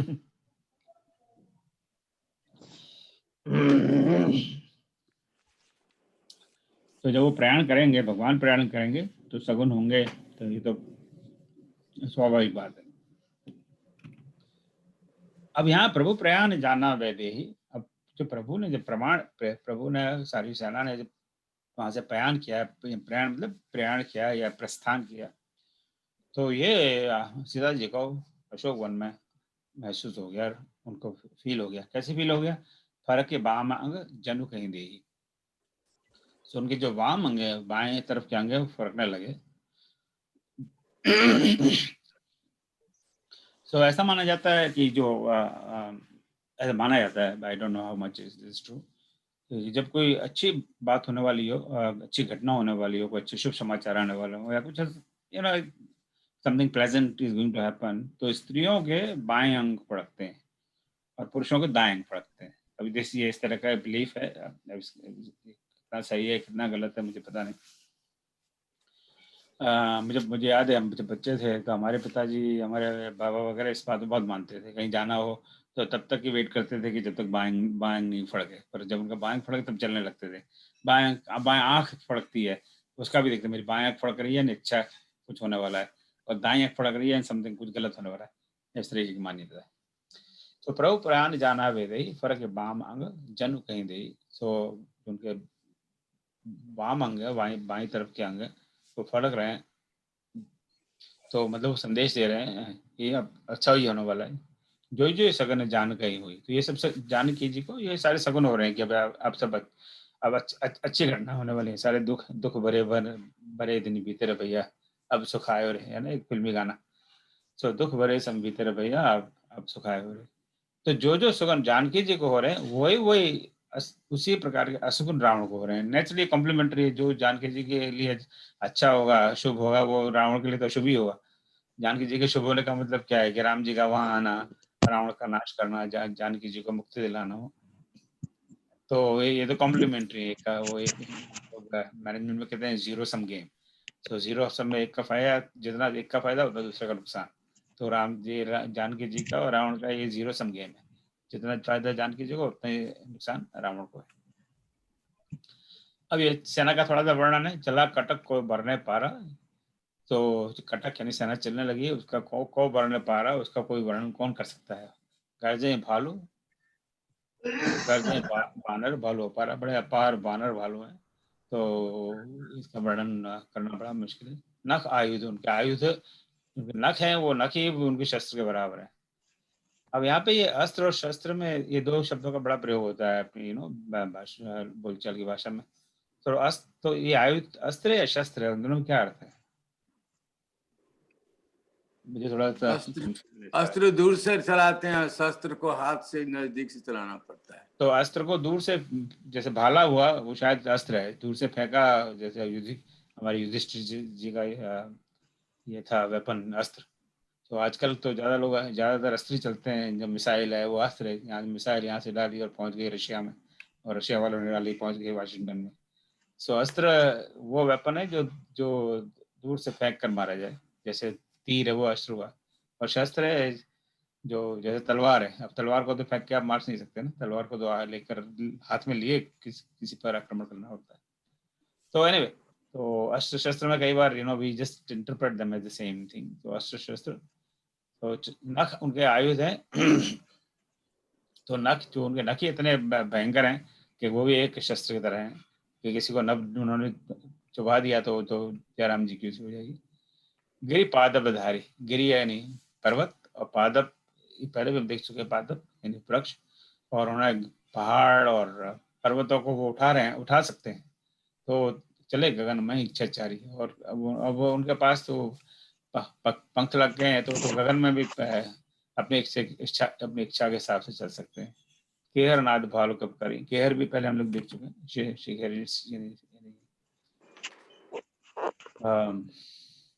सिंह शेर, सो सिंह की आवाज भालू कर रहे हैं, डगमगाएं दिग्गज कर रहे हैं, और उनके इतने गर्जना से जो 8 दिशाओं में जो 8 हाथी हैं ऐसा माना जाता है, जो पृथ्वी को उन्होंने स्टेबल कर रखा है, वो दिग्गज। हम लोग कहते हैं कि बहुत बड़ा दिग्गज है, हम लोग रोजमर्रा की भाषा में कहीं कहा जाता है बड़ा, ये बहुत बड़ा दिग्गज है। तो पर हमें पता नहीं होता कि हम दिग्गज का अर्थ क्या है, तो कह देते बहुत बड़ा दिग्गज है, यानी कोई बहुत बड़ी चीज होगी दिग्गज। तो दिग्गज का होता है दिग, गज, गज यानी हाथी, और दिग यानी दिशा। तो 8 हाथियों को मानते हैं, 8 दिशाओं में जो पृथ्वी को रोक कर रखे हुए। सो दिग्गज, सो डगमगाएं दिग्गज करें। सो बानर भालुओं की गर्जना से और उनके चलने से पृथ्वी हिलने लगी। तो ये जो दिग्गज हैं बोले, अरे ये हमारे कंट्रोल में है, तो हम तो काम दिया हुआ है ये पृथ्वी को संभालने का, अरे भाई ये हो नहीं पा रहा। तो वो भी चित्कार करने लगे। सो बेसिकली ये वर्णन है। अब आगे ये 2 छंद है, ये बस सेना का ही वर्णन है कि ये उनके चलने से और सेना किस तरह आगे जा रही है। तो मैं इस छंद को, और ये दूसरा भी छंद है उसका वर्णन, तो इनको मैं दोनों को मैं स्किप करूंगा। तो आप लोग आप लोगों के लिए छोड़ देता हूँ। सेल्फ रीडिंग कहते हैं ना हम लोग, सेल्फ रीडिंग के लिए। Is it okay? अगर आप लोग अनुमति हो। ठीक है। और ये मैं पावर पॉइंट आप लोगों को मैं ईमेल कर दूंगा, but if you allow me, I'll just skip so that we can move a little faster. ठीक। यही भी जा है कृपा निधि, क्योंकि उसमें सेना का ही वर्णन है। तो देखिए ना, ये जो let me stop for second. तो रामचरितमानस में जो छंदों का प्रयोग तुलसीदास जी ने किया है, उसमें हम तो जानते हैं कि सबसे बड़ा छंद तो है चौपाई। सर इसीलिए जहाँ देखो चौपाई चौपाई चौपाई। तो कई लोग रामायण की किसी भी लाइन को चौपाई कहते हैं। वो दोहा कहेंगे तब भी कहेंगे चौपाई है, रामायण की चौपाई है, हालांकि वो दोहा है। तो कई लोग रामचरितमानस को चौपाई रामायण भी कहते हैं इसी वजह से। तो चौपाई इज द मेन छंद। फिर उसके बाद में दोहा इज द सेकंड छंद, जो 1172 आई थिंक टोटल दोहे हैं। और फिर उसके बाद में सोरठा जो 87 सोरठ है। उसके बाद में फिर इस तरह के कई प्रकार के छंद हैं। तो sometime we will have a session on के रामायण में किस प्रकार के छंद हैं। सो ये जो छंद हैं, इस तरह के छंद जो हम देख रहे हैं इस समय स्क्रीन पर, इस तरह के छंदों का अक्सर प्रयोग स्टोरी लाइन में एडिशन कम है, परंतु they add to the beauty of the text. So उन छंदों को आप निकाल दें तो स्टोरी लाइन में कोई लॉस नहीं होता है। There may be some exceptions, but suppose we remove, जैसे यहाँ पे थे हम लोग, क्योंकि ये सारी सेना चलने लग गई और सारे दिग्गज भी उसके वजह से कांपने लग गए, और उसके बाद में सीधे यहाँ पहुंच जाए, यही फिर जाए कृपा निधि उतरे सागर तीर, तो कोई स्टोरी लॉस नहीं होता। पर then what is the use of this? Use is it just add to the beauty of the poetry. So इन छंदों से जो जो जो इसका काव्य है, उसकी जो सुंदरता है, वो बहुत बहुत बहुत आनंददायक हो जाती है। तो कवि तो आप हम सब जानते हैं, तुलसीदास जी के बराबर का शायद कवि ना तो कभी कोई हुआ है ना कभी होगा। तो इतने महान कवि थे वो। तो उन्होंने इस तरह के छंदों का प्रयोग बिल्कुल ऐसे जैसे बढ़िया बढ़िया खाना वाना, बढ़िया खीर वीर बन जाए, उसमें ऊपर बाद में आप कुछ ड्राई फ्रूट्स डालें तो खीर का आनंद और ज़्यादा आ जाता है। हालांकि खीर अपने आप में बहुत बढ़िया चीज़ है, पर 1-2 ड्राई फ्रूट उसमें डाल दिया जाए, पिस्ता विस्ता डाल दो तो क्या बढ़िया आनंद है। तो यही वाली बात यहाँ पर है। तो इन छंदों का काम कविता की सुंदरता को बढ़ाना है। तो उनका पढ़ने का भी आनंद है, समझने का भी आनंद है, पर स्टोरी लाइन में इनका कोई एडिशन ज्यादा नहीं है। So I thought I'll make that comment.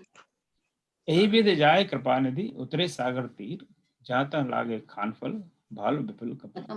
तो वहां से निकले और बस वो लोग धीमे धीमे अपना सागर तीर पहुंच गए। तो वो तो पता ही है, सब बानरों ने बता ही दिया, हनुमान जी ने बता दिया, जामवंत ने बता दिया कि भाई हम लोग इस तरह से आए थे और यहाँ सागर के तीर पर आकर हनुमान जी ने बड़ा ये जंप लगाई, नाग सिंधु हाटक पूरा आवा। तो वहां तक तो पहुंचते हैं, फिर देखते हैं आगे क्या होगा। यही विध जाए कृपा निधि उतरे सागर तीर। तो इसी प्रकार चलते चलते सब सागर के तीर वहीं पहुंचे जहाँ पहले वो आए होंगे।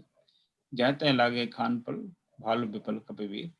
तो वहाँ पहुंचने के बाद में जो भालू और कपि वीर भालू और कपि हैं वो इधर उधर सब जंगलों में जाके अपना फल वगैरह खाने लगे। विपुल शब्द विपुल इज विपुल, और विपुल का मतलब विशाल। कई लड़कों का नाम विपुल होता है, हम जानते हैं। सो विपुल का अर्थ है विशाल, अधिक, प्रचुर, लॉट ऑफ क्वांटिटी। तो इतने सारे बड़े विशाल कपि हैं, बड़े संख्या में कपि हैं, तो सब इधर जाके भोजन करने लगे। और भोजन वहाँ क्या है, जंगलों में जाओ और जंगलों में जो मिल जाए आपको फल फ्रूट उनको खाइए, राइट। सो अब हम भगवान राम और उनकी सेना को सागर के तीर पे ले आए। अब देख लेते हैं घड़ी की तरफ, क्या समय होगा, 10:34। आई थिंक 1-2 और कर सकते हैं आज। वहाँ निशाचर रही शंका। अब ये हम भगवान राम जी को और उनकी सेना को सागर के तीर पे ले आए। अब वहीं पे उनको थोड़ी देर के लिए रोक देते हैं। अब दूसरा सीन प्रकट होता है कि अब ये लंका में क्या हुआ। हनुमान जी वहां पर दहन करके तो चले गए, देन व्हाट हैपेंड देयर। तो उसका थोड़ा सा वर्णन आज देख लेते हैं। वहां निशाचर रही शंका जब ते जार गए कपिल लंका। तो जब ते जार गए वो कपिल लंका, जब से कपिल लंका को जला के चले गए उसके बाद में क्या हुआ उसका थोड़ा सा वर्णन है। वहां निशाचर रहे उस शंका। अब वो जो निशाचर हैं वो बड़े शंका में रहने लगे। शंका में मतलब उनको अब डाउट है कि अब ये यहाँ ये रहने लायक जगह है कि नहीं, कहीं ऑस्ट्रेलिया या न्यूजीलैंड में कहीं वीसा मिल जाए वहां चले जाए। तो वो अपनी पता लगाने लगे यहाँ ऑस्ट्रेलिया की कॉन्सुलेट ऑफिस कहाँ है और वहाँ पे कुछ ग्रीन कार्ड वगैरह मिल जाए, कनाडा का, यूके का, बाहर निकले वहाँ से। तो बड़े शंका में रह गए। नेचुरली इतना बड़ा डर बैठ गया उनको कि अभी यहाँ होने वाला क्या है। अब उनको ये तो पता था कि वो किस लिए आया था। तो रावण को सबके सामने कह के गया कि भाई तुम सीता को वापस दे दो, उसने बात भी नहीं सुनी।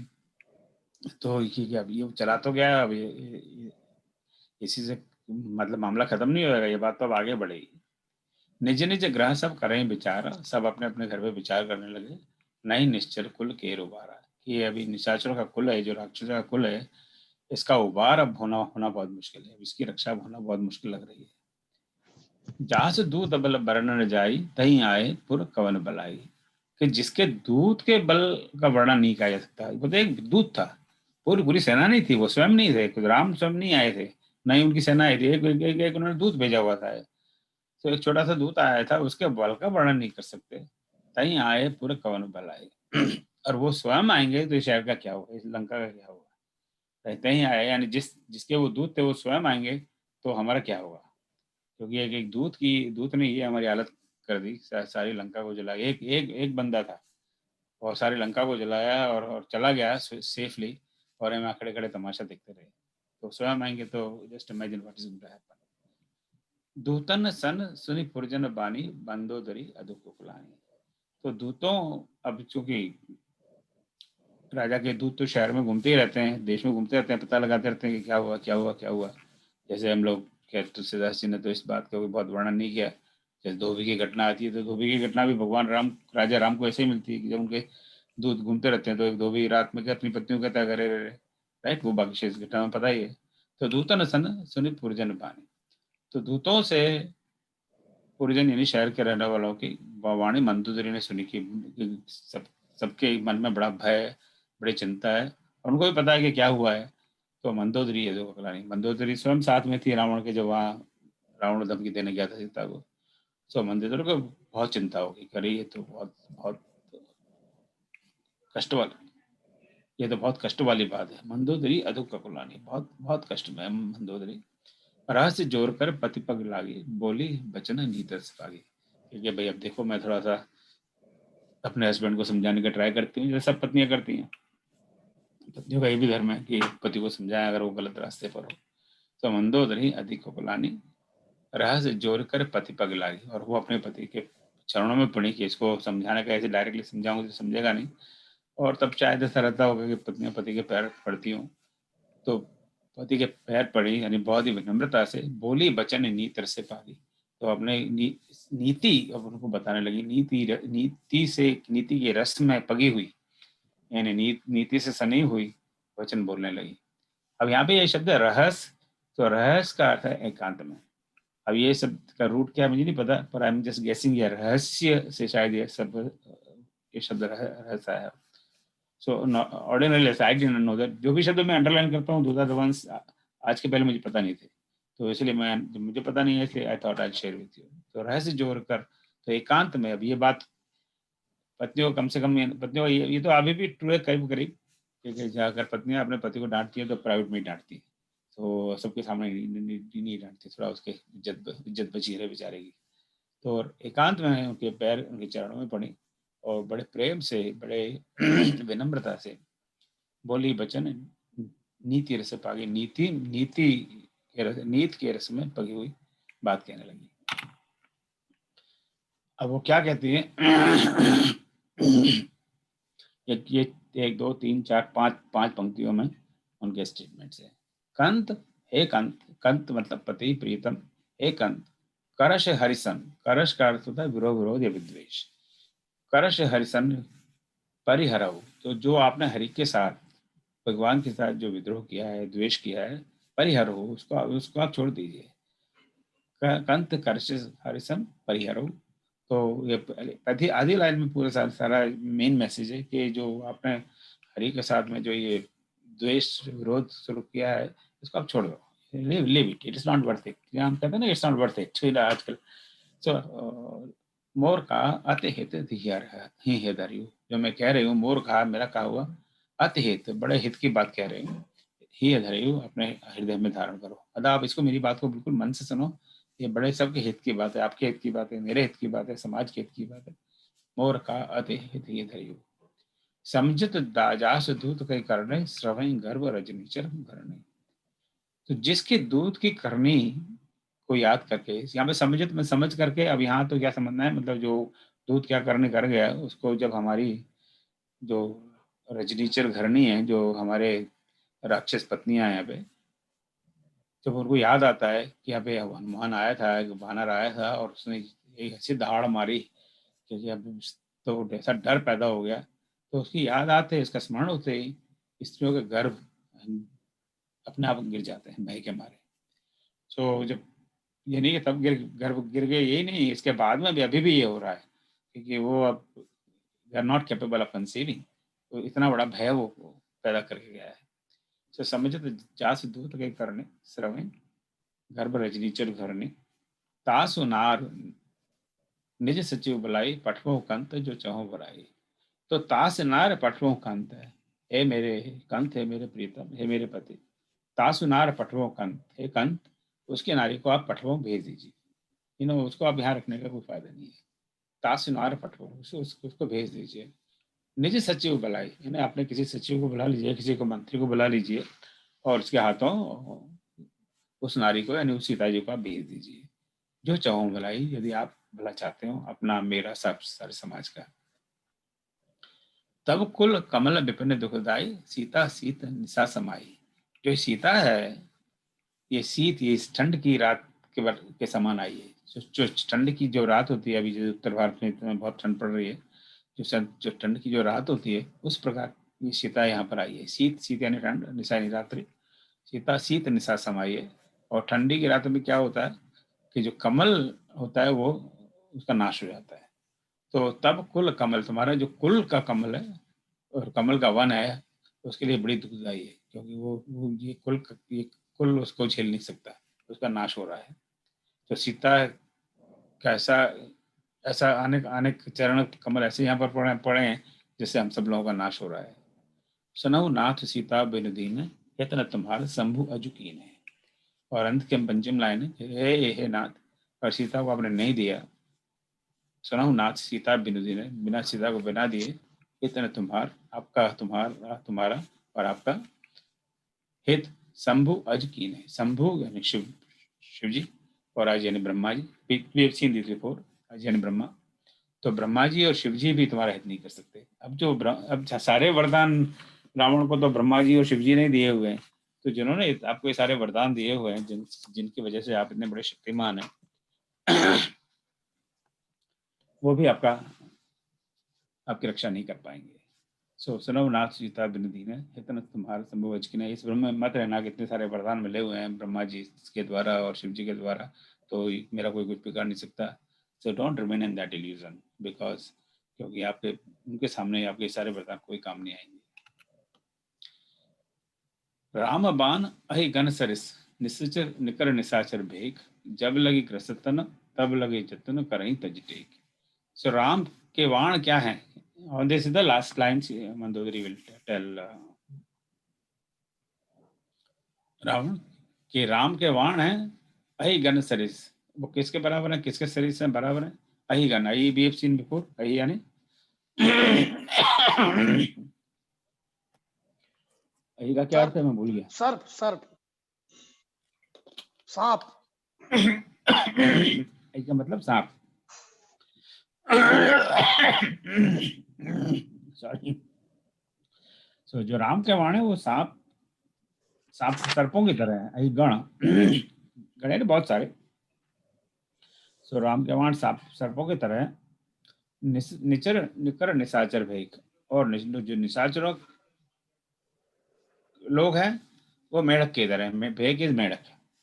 तो जो सर्प है वो मेढक को तो फटाफट खा जाते हैं, दे जस्ट स्वॉलो देम। तो राम के बाण सर्प की तरह है, और जो यहाँ के अपने निशाचर लोग हैं वो मेढक की तरह है। वो तो उनके बाण उनको सबको निकल जाएंगे। जब लगे ग्रसतन तब लगे जतन करहु तज टेक। अगर तुम कोई यत्न नहीं करोगे, जतन इज यत्न, राइट? तो अगर यत्न नहीं करोगे, और यत्न तब करोगे जब तुम ये जिद छोड़ोगे। करहु तज टेक, टेक यानी हट और जिद।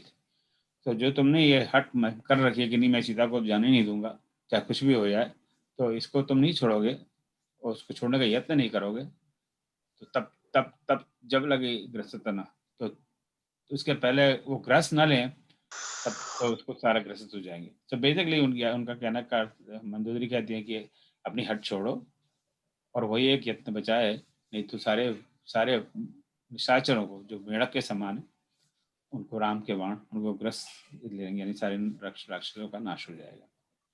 सो मंदोदरी जगह जगह पे समझाती है, लंका कांड में फिर बाद में उनको समझाती है, परंतु हमारे रावण जी उनकी बात को नहीं सुनते हैं। तो मैं सोचता हूँ अब हो गया है समय 10:46 मेरी घड़ी से, तो I think this is good time to stop. इससे ज़्यादा बहुत स्पीड से हम लोग इस एकदम स्लो गति से चलने वाली ट्रेन को ज़्यादा नहीं चला सकते। तो आज ये 2:36 पर है, तो मैं यहीं रुकता हूँ।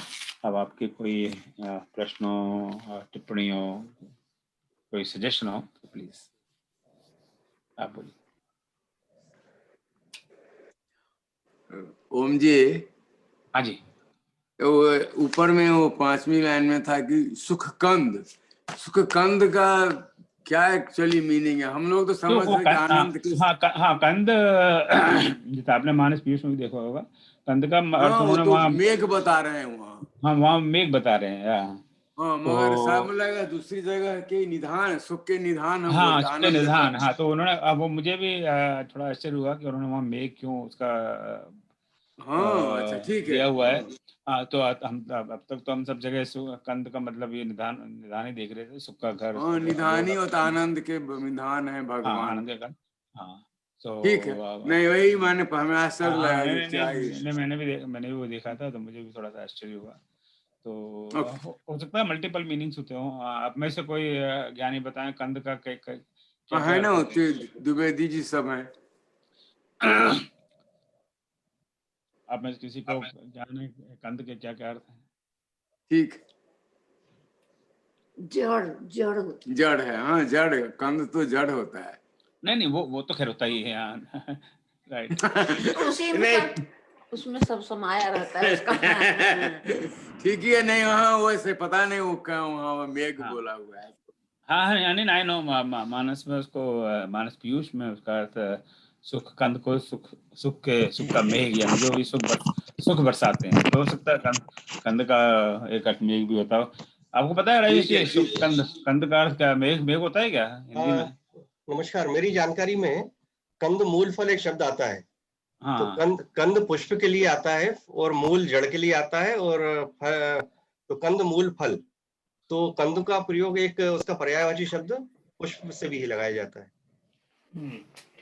क्या नहीं, जैसे मानस पीयूष है उसमें यहाँ पर सुकंद में उन्होंने इसका है कंद यानी मेघ। सुख के प्रसन्नता के पुष्प, यानी इस रूप में भी इसको लिया जा सकता है। का सोर्स से इंटरप्रिटेशन होगा सर। हाँ नहीं but there is not source actually. प्रसन्नता यदि दिखाई देगी तो वो एक पुष्प के समान दिखाई देगी, तो इसलिए ये मैं तो मैं थोड़ा सा आपको ये बता दूं कि कई लोग पता नहीं हो। ठीक है, आई थिंक मलिक जी और हम लोग बात कर रहे हैं, we are talking about this book, this is called Manas. जी बिल्कुल। सबसे प्रसिद्ध टीका है रामायण की है। इसके 7 वॉल्यूम है and a very very detailed explanation by several scholars। यानी इतना ज्यादा डिटेल है कि दिमाग चक्कर खाने लगता है। तो सीरियसली ओम जी प्रणाम, मैं आदित्य बोल रहा हूँ। हाँ कही आदित्य जी, हाँ बताइए आप क्या आवश्यकता थी? यहाँ कही हाँ, ये कंद का मूल अर्थ है वह जड़ से है, और यहाँ पर उसका उपयोग है स्रोत के रूप में, क्योंकि जड़ है वह स्रोत है। तो जैसे शकरकंद कहते हैं, तो हमारी छत्तीसगढ़ी और स्पेशली मगधी अवधी भाषा में कंद का अर्थ है वह जड़, जहां से वह वो कंद मतलब सामान्य जड़ नहीं, जो फल युक्त जड़ है उसको कंद कहते हैं। अच्छा ठीक, थैंक यू। नहीं हमें भ्रम इस बात से हो रहा था कि जो मानस पीयूष में वहां पर इस जगह पर सुख कंद में उन्होंने कंद का कहा है मेघ बादल। हाँ तो वो थोड़ा सा अटपटा लगा।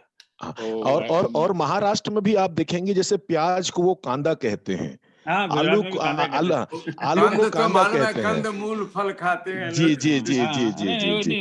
तो वो फल जो जड़ में हो, सामान्य जड़ नहीं हो, जो फल युक्त जड़ है उसको कंद कहते हैं। बहुत सुंदर, धन्यवाद, थैंक यू। वो मेघ को भी सर सोर्स के पर्सपेक्टिव से देख रहे हो कुछ? हाँ, we can extend that argument there. Ultimately मेघ तो सोर्स, पानी का सोर्स तो है ही, भले पर वो आसमान में सोर्स है, वो जमीन में नहीं है। So that is true. चलिए ठीक है, बहुत हो गया इस पर तो। नहीं, this good, that's how हम आपस में एक दूसरे से सीखते हैं। So I'm always learning from all of you. और any other suggestion, comment, टिप्पणी, anything? नहीं, ठीक है। हाँ, 24 कही है, 24 कही है। 24 आप बोल रहे हैं ना कुछ? नहीं आप हाँ बोलिए, अब आई क्या आवाज? मैं बोल रहा हूँ कि वो अभी आप दाएं बाएं चर्चा कर रहे थे। अब बहुत कम आवाज आ रही है आपकी। हेलो। हाँ, थोड़ा जोर से बोलिए, ऊंचा।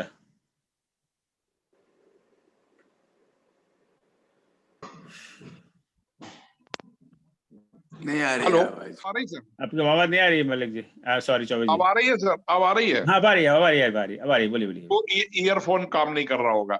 मैं ये बोल रहा हूँ, वो दाएं और बाएं की जो बात हो रही थी ना सर, तो वो जो है वो सुर है सर। दाएं जब अपन कोई शुभ यात्रा में निकल रहे हो तो वो सुर थे। उसके बारे में मैंने कहीं पढ़ा था सर कि हमारे जो 45 मिनट के पीरियड है वो ही वो सुर के हिसाब से बने हुए।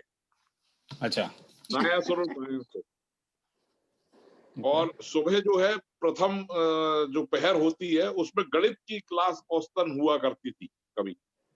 तो उसका ये है कि दायां सुर जब चलता है तब हमारा जो है ब्रेन ज्यादा एक्टिव होता है और वो सब। तो ये काफी अच्छा इंटरेस्टिंग विषय भी है ये दायां सुर बायां सुर। हाँ नहीं, ये सुर के बारे देखिए, मैं आपका अपना अनुभव बताऊं, जब मैं हम बच्चे थे तो कभी किसी काम से निकलते तो हमारे पिताजी हमेशा करते थे, वो अपने नाक को करते थे ऐसे।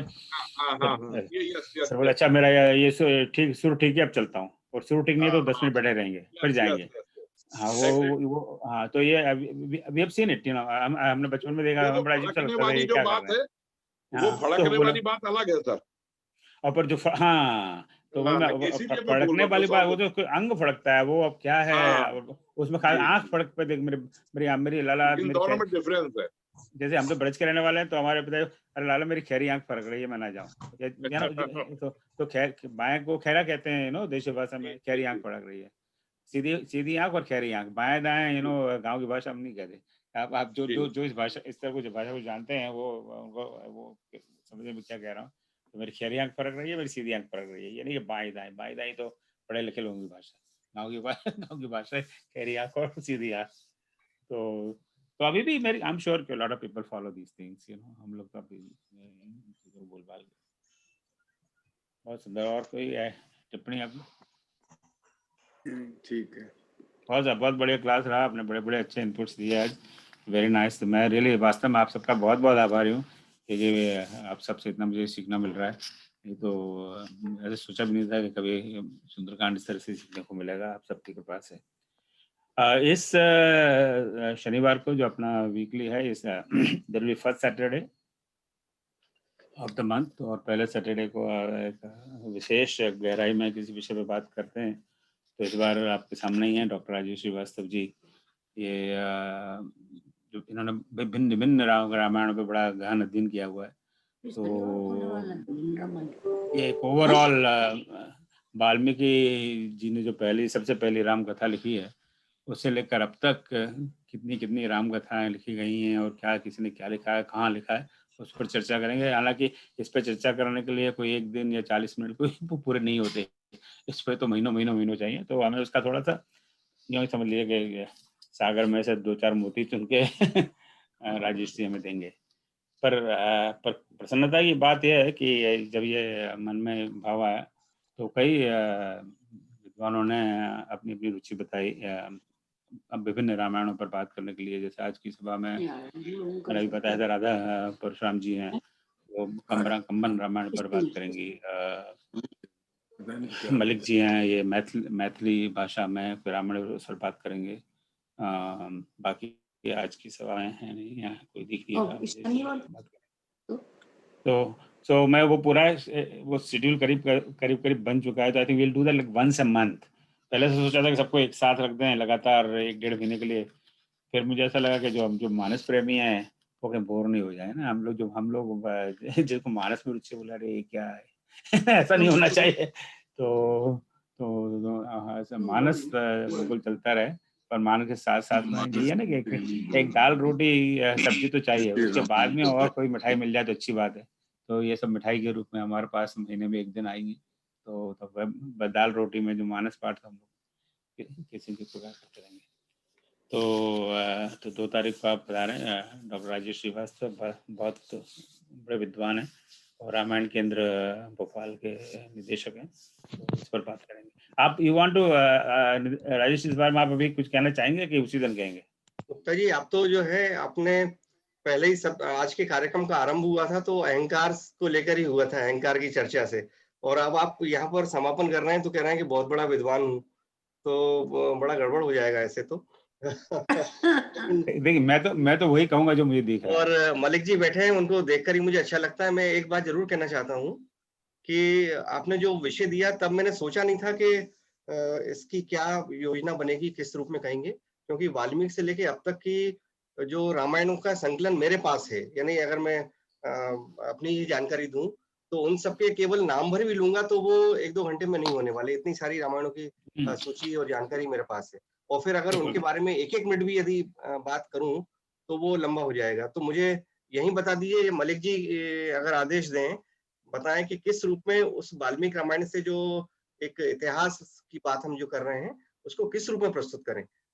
मैं तो ये चाहता था कि 5-10 रामायण जो तुलसीदास जी और वाल्मीकि जी के बीच की हैं, यानी तुलसीदास जी के पूर्व की जो रामायण है, जो वाल्मीकि के समय से, और जिनका तुलसीदास जी की रामचरितमानस पर प्रभाव पड़ा है, उनको लेकर यदि आप मुझे आदेशित कर दें तो मेरे लिए थोड़ा सुविधाजनक हो जाएगा। नहीं, हाँ, देखिए मैं हालांकि मलिक जी को मैं अभी कहूंगा आपके प्रश्न का उत्तर देने के लिए, पर मैं यू आर एब्सोल्युटली राइट, क्योंकि कोई एक घंटे के अंदर सारी रामायणों की बात नहीं कर सकता है, तो असंभव बात है। आप किसी को केमिस्ट्री का प्रोफेसर को बुला के कह रहे हो कि अब तक केमिस्ट्री में जितनी भी रिसर्च हुई है सारी बात कर ले घंटे में, तो वो कैसे संभव है? वो कोई भी विषय हो, केमिस्ट्री हो। लेकिन अगर आप भूमिका की बात कर रहे हैं तो भूमिका रखी जा सकती है कि वो किस किस रूप में आई हैं और कुछ उसका झलकियां, पर ओवरऑल एक आइडिया लोगों को मिलेगी इस तरह की। नहीं, कुछ समय पहले, मैं तो अपनी बात करता हूँ, हमने तो वाल्मीकि रामायण का नाम सुना था, और तुलसी रामचरितमानस से चलो बचपन से घर में हमारे पिताजी बाबा अगर पढ़ते थे पता, बाकी कोई हमें पता नहीं था कि ये सब क्या है, कंब रामायण और ये दुनिया भर की रामायण। कंब रामायण तो बहुत चर्चित में से है। मैं गुप्ता जी आपको बताऊं, मतलब ये केवल जानकारी वाली बात है, कोई अहंकार वाली बात नहीं है, जानकारी के लिए बता रहा हूँ। मेरे पास जो पुस्तकालय में जिन पुस्तकों से मैं गुजरा हूँ और जो रामायण है, उनकी सूची 1000 से अधिक है, और वो सारे, और उनको मैंने पढ़ने का प्रयास भी किया है यथासंभव, तो बहुत सारी लंबी सूची है। तो मैंने इसीलिए कहा कि यदि उनका केवल नाम भर भी लिया जाएगा, लेकिन मैं उन रामायणों की बात कर रहा हूँ जिनका हमारे जीवन में सीधा सीधा प्रभाव लोक संस्कृति में प्रभाव देखने को मिलता है। जी, तो कभी आपका आदेश है तो मैं ये विषय यही रहने दीजिए, जो भी इस पर एक अवलोकन जो हो सकता है दूर से, वो उसको करेंगे। फिर बाद में आप कभी डिटेल का मौका दीजिएगा तो किसी रामायण के अंदर जाएंगे। I think shell ji want कुछ कहना चाह रही हैं। शैल जी कहिए। राजेश भाई से एक सवाल पूछना था। जी। एक जिज्ञासा की शांति चाहती थी। नमस्कार राजेश भाई। जी नमस्कार। मैंने कहीं पढ़ा था बहुत पहले, 20 साल हो गए, कि एक कोई राम पुराण भी था जिसके ऊपर वाल्मीकि ने अपनी रामायण आधारित की थी। क्या यह सच है कि एक छोटे से कस्बे के नायक थे राम, उनके टाइम में, जिनके ऊपर उन्होंने अपनी रामायण लिखी थी? मुझे ऐसा याद आ रहा है। क्या ये बात सही है या गलत है? आपको कोई जानकारी? सही या जानकारी, सही या गलत तो मैं नहीं कहूंगा, लेकिन मेरी जानकारी में ऐसा कोई पुराण नहीं है जो वाल्मीकि से पहले भी लिखा गया हो, क्योंकि पुराणों की संरचना काल जो है वो बहुत अर्वाचीन है, बहुत बाद में पुराण लिखे गए हैं, है ना। और वाल्मीकि रामायण बहुत पुराना है, और वाल्मीकि रामायण को यह जरूर कहा जाता है कि वो पहले नाटक के रूप में था, और उसको खेला गया होगा, या क्योंकि संकेत ऐसे मिलते हैं। ये भी तो कहते हैं कि वाल्मीकि राम के समकालीन थे। हाँ बिल्कुल। तो फिर उनसे पहले तो सवाल ही नहीं उठता। नहीं, दरअसल क्या है कि वेदों से जब हम बात शुरू करते हैं तो वेदों का इतिहास भी हमें मालूम तो है नहीं, लेकिन वेद संकलित सूक्त हैं, तो उनमें से जो चीजें निकल के आती हैं, तो राम तो बड़ा चर्चित शब्द था। आप देखिए परशुराम भी पहले के हैं, है ना। और मैं आप कहेंगे तो मेरा एक आर्टिकल भी है जिसमें राम नाम के बहुत सारे जो व्यक्ति हुए हैं इतिहास में, जो रामायण काल और उससे भी पहले के हैं, तो बहुत सारे नाम हैं। जो राम एक नाम बहुत सामान्य था, परशुराम जी का नाम था, बलराम जी का भी राम शब्द जुड़ा हुआ है, इसी तरह से राम शब्द से बहुत सारे नाम जुड़े हुए थे। तो राम तो अपने आप में था, लेकिन राम शब्द का उल्लेख पहले के ग्रंथों में मिलता है। लेकिन जब हम बात करते हैं दशरथ नंदन राम की या रामायण की जो हमारी कथा है उसकी, तो उसकी शुरुआत तो वाल्मीकि रामायण से ही हुई है ना। हम अब जबरदस्ती उसको दूसरे सूत्रों से जोड़े तो बात अलग है। नहीं, मुझे याद आ रहा है कि मैंने धर्मयुग में या किसी में एक आर्टिकल पढ़ा था जब मैं छोटी थी तब। मेरी अल्प बुद्धि जो है उससे जरूर कहूंगा कि पुराण जो है वो बहुत बाद के हैं। कोई भी पुराण ज्यादा पुराना नहीं है, मतलब मुझे नहीं लगता। बहुत सारे पुराण तो अभी 100-200 वर्ष पहले ही लिखे गए हैं, और पुराणों का इतिहास जो है 1,500 वर्ष पुराना नहीं है। हाँ, नहीं, मैं कह रही हूँ कि शिव पुराण, विष्णु पुराण, हो सकता है ऐसे किसी ने राम पुराण लिख दिया हो। ये सब बहुत बाद में लिखे गए। आप तो रामचरितमानस में देखिए ना, रामचरितमानस में उत्तरकांड में ही द्वापर युग के संकेत मिल जाते हैं। उत्तरकांड में कृष्ण काल की चीजें लिखी हुई हैं। रामचरितमानस में आप अंदाज लगाइए कि किस रूप में ये, क्योंकि कथावाचक जो होते हैं ना, रामायण तो कथा है, और कथावाचक जो होता है वो अपनी तरफ से बातें जोड़ता जाता है। तो वो जिस तरह से अभी गुप्ता जी ने बात कही तो गुप्ता जी ने बहुत सुंदर सी बातें कही आज, मैं तो सुन रहा था, और यदि आज के कार्यक्रम में नहीं आता तो मुझे बहुत सारी चीजें छूट जाती मेरे हाथ से। लगे हाथ। तो गुप्ता जी एक चीज और बताना चाह रहा हूँ, मैं साथ साथ कुछ और भी काम कर रहा था। एक जगह आपकी बात आई थी अस्त्र और शस्त्र को लेकर, तो जहां तक मेरी समझ है, जो ऐसे साधन जिनको हाथ से पकड़ के ही वार किया जाता है, हाथ से छोड़ते नहीं है, उनको अस्त्र कहते हैं। जो हाथ से पकड़ी हुई है जिनसे वार करते हैं, लेकिन जिनको हाथ से छोड़ दिया जाता है वो शस्त्र कहलाते हैं। तो जो मिसाइल हैं या तीर हैं, तीर को धनुष बाण को भी शस्त्र में गिना जाता है। और भाला जो होता है वो दोनों जगह काम आता है। जब हम फेंक कर मारते हैं तो वो शस्त्र कहलाता है, तो जब हाथ में पकड़े पकड़े उसको चलाते हैं तो वो अस्त्र। मैंने उल्टा कहा। थैंक यू, आपने अच्छा सुधार कर दिया। उल्टा कहा था मैंने भी सोचा, फिर मैंने कहा चलने दो बिना बात को उसमें। नहीं, बिल्कुल नहीं, आप बिल्कुल, आपको टोकना चाहिए, कहीं ना गलत बात नहीं हमें कहनी चाहिए। नहीं, कई बार हो जाता है फिल्मों में, तो ऐसा नहीं, आपको मालूम नहीं था, लेकिन बोलते में निकल गया होगा। नहीं, थैंक यू। चलिए, बहुत धन्यवाद। बहुत धन्यवाद। चलिए फिर इस शनिवार को मिलते हैं डॉक्टर राजेश जी से मिलने के लिए। क्या इच्छा है? बिल्कुल। जय श्री राम जी। इच्छा और अगले इसके बाद में अगले मंगल को तो फिर ये क्या इंद्राणी जी भी बैठी हुई है क्या? पंडिता हो गया नहीं, मैं देख नहीं रहा, मुझे दिखाई नहीं दे रही। अच्छा, आई डोंट सी इट। चलिए, सभी को प्रणाम। जय श्री राम। ठीक है, चलिए समाप्त करें। ओम सर्वेषां स्वस्तिर्भवतु, सर्वेषां शांतिर्भवतु, सर्वेषां पूर्णं भवतु, सर्वेषां मंगलं भवतु, सर्वे भवन्ति सुखिनः, सर्वे सन्तु निरामयाः, सर्वे भद्राणि पश्यन्तु, मा कश्चित् दुःखं भवेत्। ओम वसतो मा सद्गमय, तमसो मा ज्योतिर्गमय, मृत्योर्मां मृतगमय।